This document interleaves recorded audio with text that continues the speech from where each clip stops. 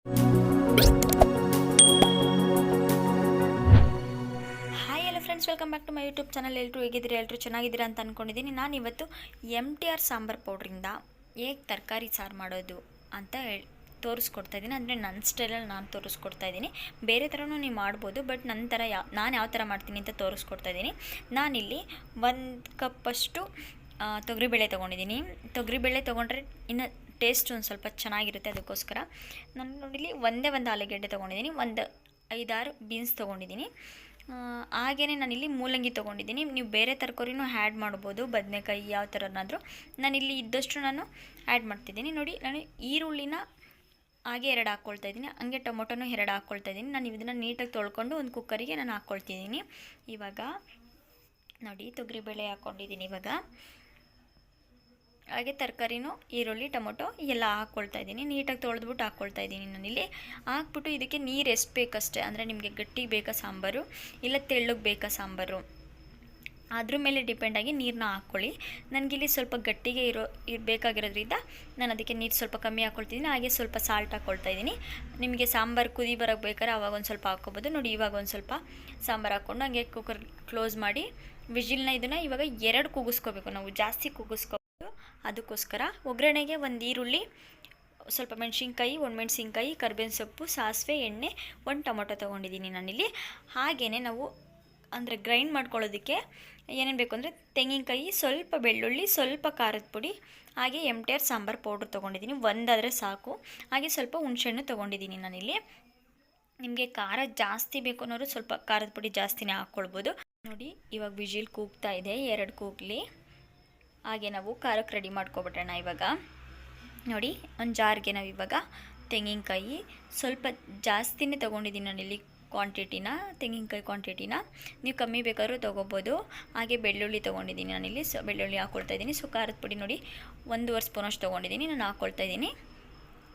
ಹಾಗೆಯೇ ಹುಣ್ಸೆಹಣ್ಣ ನೀಟಾಗಿ ತೊಳೆದ್ಬಿಟ್ಟು ಹಾಕ್ಕೊಳ್ತಾ ಇದ್ದೀನಿ. ನೀವು ರಸ ಹಾಕ್ಕೊಳ್ತೀನಿ ಅಂತಂದರೆ ಹುಣ್ಸೆಹಣ್ಣಿನ ರಸ ಬೇಕಾದ್ರೂ ಹಾಕ್ಕೋಬೋದು. ಹಾಗೆಯೇ MTR ಸಾಂಬಾರು ಪೌಡ್ರನ್ನ ನಾನು ಇದಕ್ಕೆ ಆ್ಯಡ್ ಮಾಡ್ತಾಯಿದ್ದೀನಿ. ಈಗ ಕುಕ್ಕರ್ನ ಓಪನ್ ಮಾಡಿಬಿಟ್ಟು ಟೊಮೊಟೊ ಈರುಳ್ಳಿ ಇರುತ್ತಲ್ಲ, ಅಂದರೆ ಬೇಯಿಸ್ಕೊಂಡಿದ್ದೀವಲ್ಲ, ಅದನ್ನು ನಾವು ಖಾರಕ್ಕೆ ಹಾಕ್ಕೊಳ್ಬೇಕಾಗುತ್ತೆ.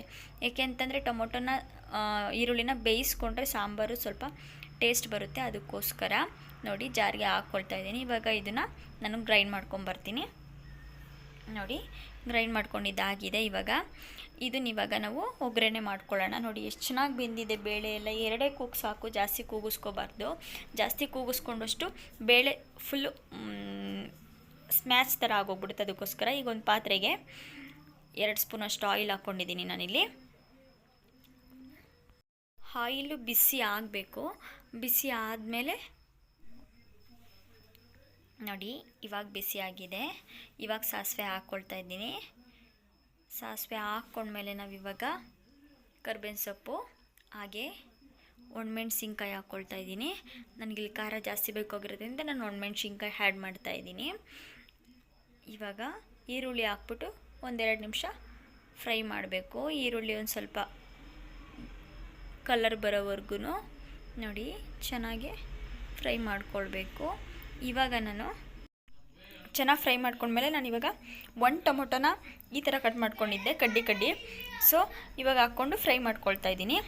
ಇದು ಚೆನ್ನಾಗಿ 1 ನಿಮಿಷ ಫ್ರೈ ಮಾಡಿದ್ಮೇಲೆ ಇವಾಗ ನಾನು ರುಬ್ಕೊಂಡಿದ್ದಂಥ ಖಾರನ ಆ್ಯಡ್ ಮಾಡ್ತಾಯಿದ್ದೀನಿ. ನೋಡಿ, ಆ್ಯಡ್ ಮಾಡಿಬಿಟ್ಟು ನೀರು ಒಂದು ಸ್ವಲ್ಪ ಹಾಕ್ಕೊಳ್ತಿದ್ದೀನಿ ಇವಾಗ.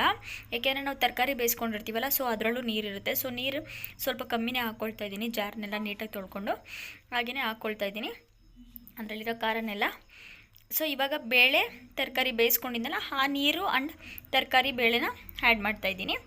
ನೋಡಿ, ಇವಾಗ ಈ ಥರ ಹಾಕ್ಕೊಳ್ತಾ ಇದ್ದೀನಿ. ಇವಾಗಲೇ ನೋಡಿಕೊಂಡು ನೀವು ನೀರು ಬೇಕು, ಎಷ್ಟು ಬೇಕು ನೀರು, ತೆಳ್ಳಗೆ ಬೇಕಾ ಗಟ್ಟಿಗೆ ಬೇಕಾ ಅಂತ ನೋಡಿಕೊಂಡು ಮಾಡ್ಕೋಬೇಕಾಗುತ್ತೆ. ನೋಡಿ, ನಾನು ಮೀಡಿಯಮಾಗಿ ಮಾಡ್ಕೊಳ್ತಾ ಇದ್ದೀನಿ. ಮುದ್ದೆಗೆ ಎಲ್ಲ ಚೆನ್ನಾಗಿರುತ್ತೆ, ಅನ್ನಕ್ಕೂ ಚೆನ್ನಾಗಿರುತ್ತೆ, ಸಖತ್ತಾಗಿರುತ್ತೆ. ಮುದ್ದೆಗಂತೂ ತುಪ್ಪ ಹಾಕ್ಕೊಂಡು ಒಂದು ಸ್ವಲ್ಪ ಊಟ ಮಾಡಿದ್ರೆ ಚೆನ್ನಾಗಿರುತ್ತೆ.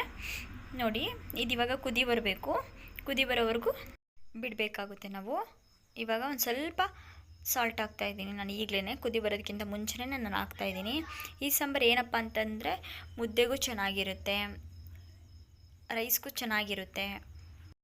ಚೆನ್ನಾಗಿ ಒಂದು 5 ನಿಮಿಷ ಈ ಸಾಂಬಾರನ್ನ ಕುದಿಸ್ಕೊಂಡ್ರೆ ಸಾಂಬಾರು ರೆಡಿ ಆಗುತ್ತೆ. ಮನೇಲಿ ಒಂದ್ಸಲ ನೀವು ಟ್ರೈ ಮಾಡಿ ಈ ಥರ MTR ಸಾಂಬಾರು ಪೌಡ್ರಿಂದ ಸಾಂಬಾರು ಯಾವ ಥರ ಮಾಡೋದು ಅಂತ ಹೇಳ್ಬಿಟ್ಟು. ಹಾಗೆಯೇ ಈ ವಿಡಿಯೋ ನಿಮಗೆ ಇಷ್ಟ ಆಗಿದ್ರೆ ಲೈಕ್ ಮಾಡಿ, ಶೇರ್ ಮಾಡಿ, ಕಮೆಂಟ್ ಮಾಡಿ. Thank you for watching. Please subscribe ಮಾಡಿ, ಸಪೋರ್ಟ್ ಮಾಡಿ. ಪ್ಲೀಸ್ ಸಬ್ಸ್ಕ್ರೈಬ್ ಮಾಡಿ.